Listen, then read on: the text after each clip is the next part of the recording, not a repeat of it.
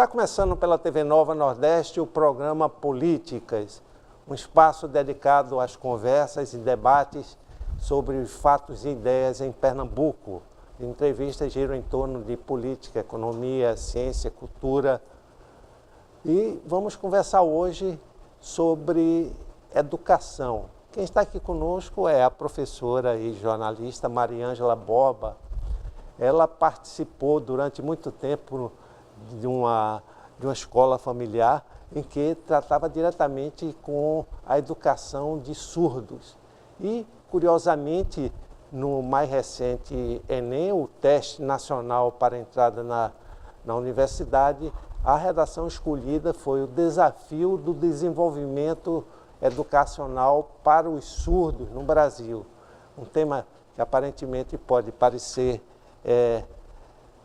diferenciado, né? Muito específico diante de um contexto nacional, de outras questões, de outros problemas, mas muito importante para esse segmento nacional que precisa se educar, precisa dar a sua contribuição à sua família, a si e ao país. Mariângela, a história da sua família é uma história de educação de surdos, né? Você me falou que desde a sua avó trabalha diretamente com os surdos. Por favor. Isso, Antônio.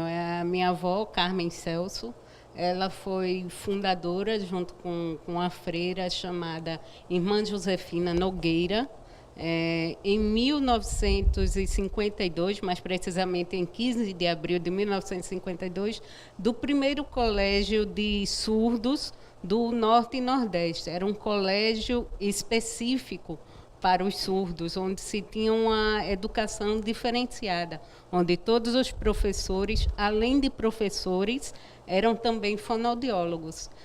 E não, olhe que não existia o curso de fonoaudiologia ainda aqui em Pernambuco.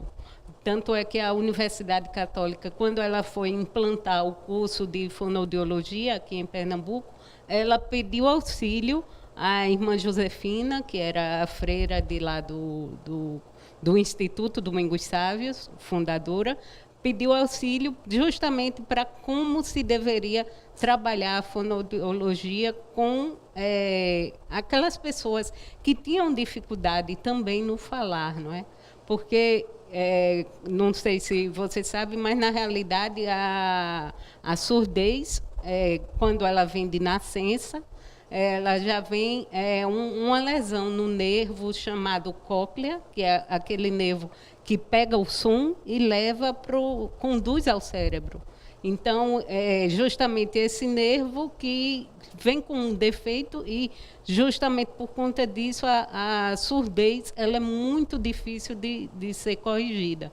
Tanto é que, na educação de surdos, existem aqueles surdos que emitem sons guturais, que são aqueles que não têm resíduo auditivo, e já aqueles que têm resíduo auditivo, eles falam semelhante a gente, com esse, não com sotaque, mas com uma certa musicalidade ao falar. Exato, isso é muito interessante, porque hoje há toda uma tecnologia, todo um processo de inclusão dessas pessoas. A gente vê uma difusão no aprendizado da linguagem de Libras, não é? Alguns programas de TV, mesmo cinema, como está fazendo agora a Fundação Joaquim Nabuco, no seu cinema do museu, inaugurou um processo em que permite essas pessoas que têm a deficiência auditiva entenderem corretamente. Porque muitas vezes se pensa o seguinte: a pessoa é surda, então pode ler as legendas, mas também não é só isso. Algumas não conseguem isso e são fixadas mais na linguagem de Libras, não é isso? Isso. E, no caso, Não basta, às vezes, não basta você pegar um cidadão que tenha uma deficiência auditiva, uma cidadã que tenha aquela deficiência auditiva e colocar para as Libras. Ele tem que ser preparado, tem que ser inserido, incluído naquele mundo ali, porque o mundo, imagina um mundo para a gente que não fala e que não ouve. A gente passa a desenvolver outros sentidos. Por exemplo, um surdo de nascença, ele desenvolve muito mais o tato, ele desenvolve muito mais a visão. É a mesma coisa que se a gente for buscar um deficiente visual, um cego, ele desenvolve muito mais a audição do que nós próprios. Nós não damos valor aos sentidos que nós temos. A realidade é essa, não é? Exato, exatamente pela oferta do conjunto. Pela né? facilidade, né? Ninguém reflete muito sobre isso, a não ser quando há uma necessidade grande. Né? Mas essa história da educação dos surdos aqui em Pernambuco é uma história muito bonita.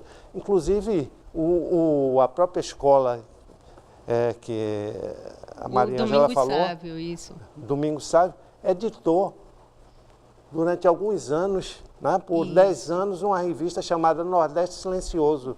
E essa revista hoje, você pode ver dentro do parâmetro, é um pouco da história desse segmento de todo aqui esse em Pernambuco. Processo, com certeza. E aqui, se você pega numa capa de uma revista dessa, como você mostrou realmente, então tem ali todas as etapas do surdo, o que é que ele fazia lá dentro do Instituto Domingos Sávio, onde lá ele aprendia realmente a falar para poder se desenvolver com o mundo externo, o mundo nosso que apresenta, porque é o que temos pouca porcentagem da população surda no mundo, não é? Porque, na realidade, o surdo é o quê? Uma dificuldade da célula. Antigamente, se dizia que, geralmente, os casos de surdos que apareciam por lá eram de nascença, geralmente casamento entre consanguíneos, primos e essa coisa toda, que existia muito antigamente, não é? Era mais comum do que hoje em dia. E numa família que geralmente tinham, vamos dizer, 5 filhos, 2 nasciam surdos e iam para lá, eles se desenvolverem, aprenderem a conviver com os semelhantes, não é isso? Não semelhantes na deficiência auditiva, mas semelhantes porque somos iguais, de fato, não é isso? E para poder conviver naquele mundo. E lá eles se desenvolviam muito talentosos, muito habilidosos. Tinha profissionalização, tinha uns cursos profissionalizantes, não é? Onde eles aprendiam vime, cestaria, bordados, e os surdos são muito habilidosos, manualmente falando. Exato. Eu queria saber de você, e hoje, a educação para os surdos, o desafio, como falou o Enem, o desafio para educar essas pessoas, em que pé estão? Pernambuco tem um espaço dedicado a esse tipo de educação especial? Não. É uma pergunta que vai bem no âmago, realmente, né? Mas, infelizmente, Pernambuco não tem esse espaço, nem o Brasil. Nós tínhamos aqui no Brasil 2 colégios voltados para a educação do surdo-mudo, e um era no Rio de Janeiro, e o outro era aqui no Recife, que era o Instituto Domingos Sávio, que, como eu falei no início, o primeiro do Norte e Nordeste. Acabou o Instituto Domingos Sávio? O centro educacional, sim, mas o centro de apoio ao surdo continua.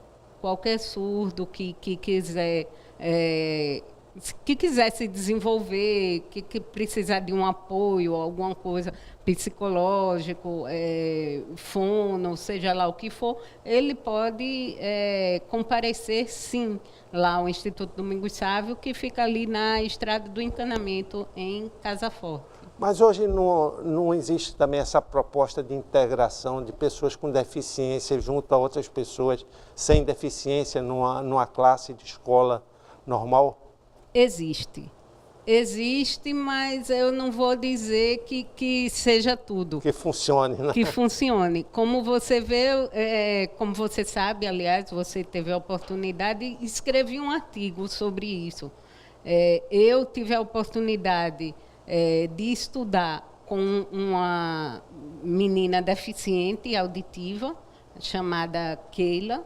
Nós temos amizade até hoje e tal, essa coisa toda, e estudamos em colégios convencionais. Ela era da minha turma, na época da minha infância, e depois eu mudei e soube que ela não continuou na mesma turma. Ela não progrediu de acordo com as outras pessoas da turma.